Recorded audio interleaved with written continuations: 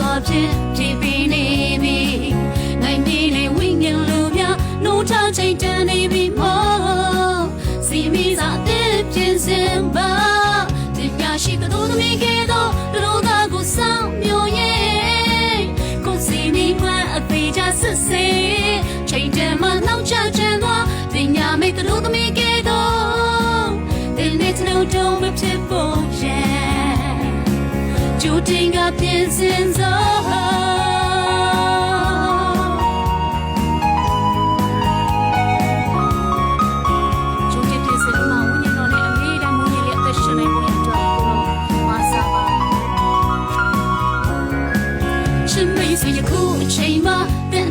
ဆန်းစစ်ကြည့်အောင်သမီးစားတဲ့ဖြေချလာ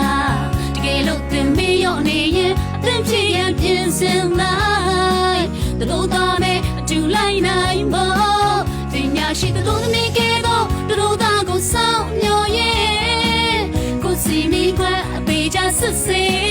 ချိန်တန်မှလောက်ချချင်တော့တင်ညာမိတ်တို့သမီးကဲတော့တင်နေတော့မဖြစ်ဖို့ရဲ့ညာရှိတလို့သမီးကဲတော့တို့သားကိုစောင့်မျှော်ရဲ့ကိုစီမီကအပေးချစစ်စေ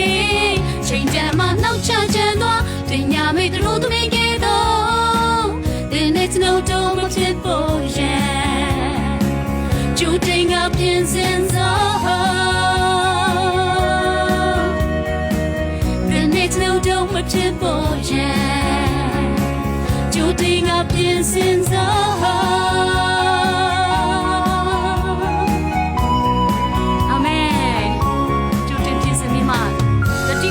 ရှိစွာ